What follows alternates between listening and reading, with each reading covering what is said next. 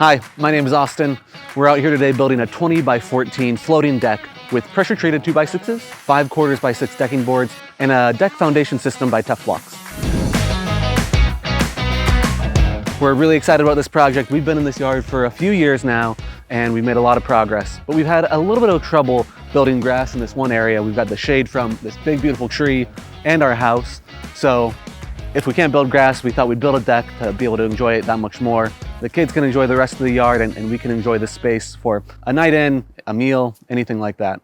So this was my first ever deck build, and like any DIY project, there were plenty of lessons to be learned along the way. We're building a floating deck, which means it's not attached to a structure and it sits on top of the surface without the need for any concrete piers. It's a lot less digging than a conventional concrete deck block or using footings and piers.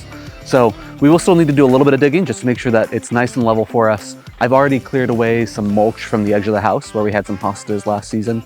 So I cleared that mulch just so we could get to some nice, solid, undisturbed ground. We're gonna build that back up with a little bit of paver base and then just level it throughout the whole plane. Here's a quick run through of what materials you'll need to complete a project like this. We've got 18 2x6 pressure treated joists with 4 TuffBlocks per joist, 2 longer 2x6s for the rim joists, 44 joist hangers and a handful of corner braces and galvanized fasteners, a few bags of paver base, a few rolls of weed block, as well as a few rolls of deck flashing, 56 pressure treated 5/4 decking boards, and finally we used 1x8 boards for our fascia. The other tools and materials you'll see throughout our deck build. To begin, we're using stakes to mark out our corners and then attach string lines to get our level. We've poured out the first row of paver base on which the TuffBlocks will sit, and we're using a tamp here to compact it down to create a firm base.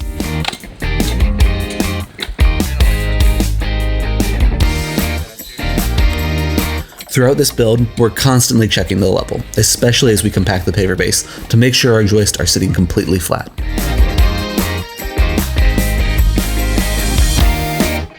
So we built up where we took the mulch away with a little bit of paver base. Now we've got 4 rows of TuffBlocks along the width of the deck. So we're laying those out now. We're gonna make sure those rows are nice and level. Then we're gonna take it away, put down some weed block, and then put them back in and start building. It's a little dreary, a little blustery today, but that's the Midwest for you. You know, you work on the dreary days to enjoy the nice ones. So we're looking forward to it. Now it's important to note that these TuffBlocks on the end joist were used just to check our level. They'll later be shifted to the cross joist with a slight overhang to conceal any footings and give a much more appealing facade.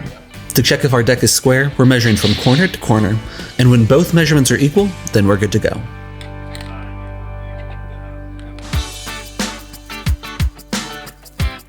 The process for our other 3 rows is the same, where we remove the topsoil where needed, lay down paver base, and level each cross joist.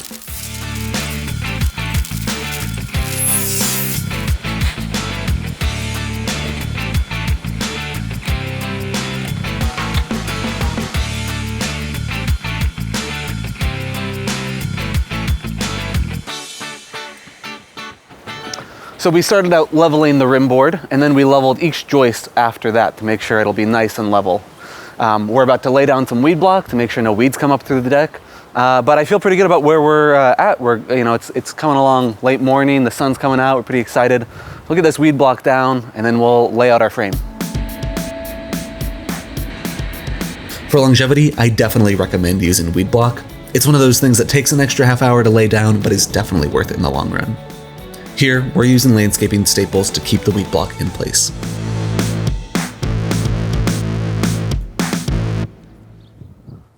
We've taken the rim joist we initially leveled, and starting on one end, we've marked out 16-inch centers on which our joist hangers will sit. So we've attached joist hangers to the rim boards, 16 inches apart, and now we're gonna trim the joists so they fit in between each rim board.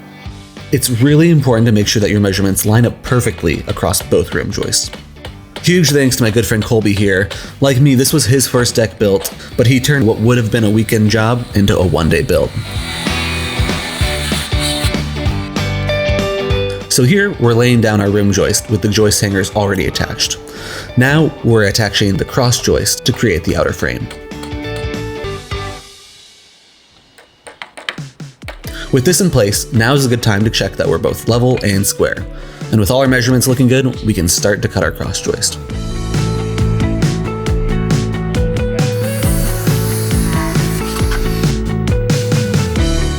Here, I'm using a pneumatic palm nailer, which is an awesome tool. that, just like TuffBlock, is lightweight, simple to use, and saves me a ton of time. For our 1-foot overhang, we've attached an additional end joist and added several blocks between the joists for extra support.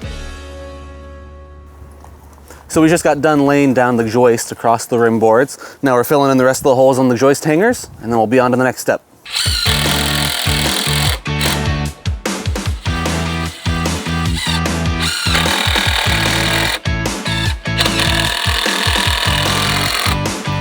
Nothing like the taste of a screw in your mouth.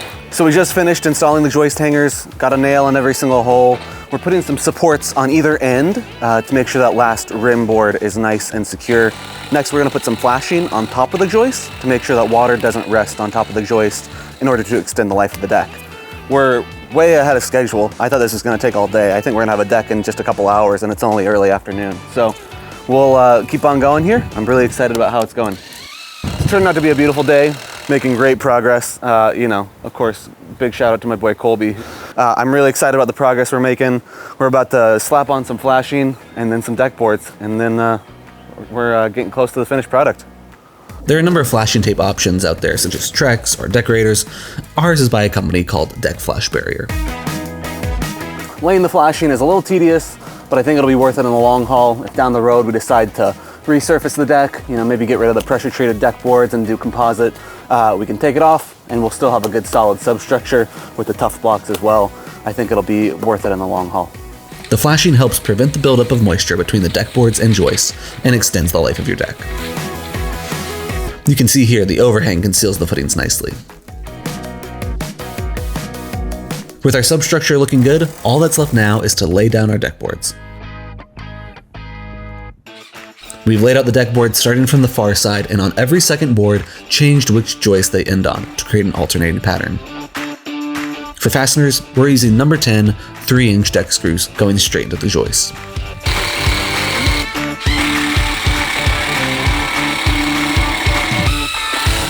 When you measure out your deck boards, make sure they line up with one of your cross joists so you can firmly screw them in. We've left our overhang on the side closest to the camera here, so we can come in with a circular saw and easily saw it off with just one cut.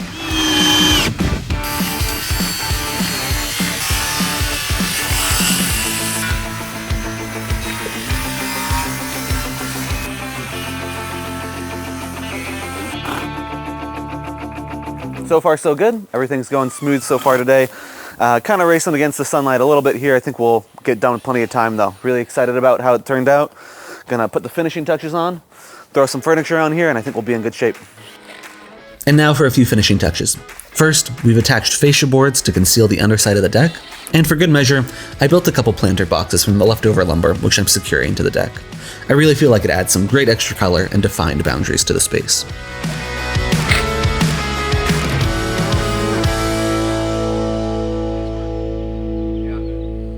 Can't believe we got all that done today. We got a lot done today. I don't think we would have done it without the TuffBlocks. I mean, super lightweight, easy to use. Yeah, I mean, you just level them off and then you just run them all up and keep going. Yeah, and it's super sturdy, feels really good.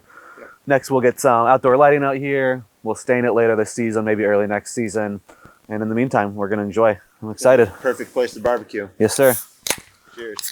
Cheers to that.